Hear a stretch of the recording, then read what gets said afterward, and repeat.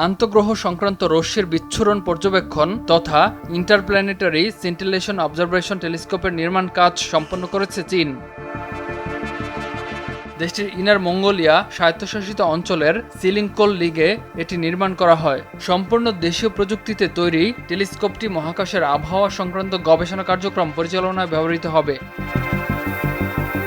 চীনের বিজ্ঞান একাডেমির ন্যাশনাল স্পেস সায়েন্স সেন্টারের নেতৃত্বে পরিচালিত হচ্ছে এই টেলিস্কোপ প্রকল্পটি। একটি মূল স্টেশন এবং দুটি সহায়ক স্টেশন নিয়ে প্রকল্পটি গঠিত।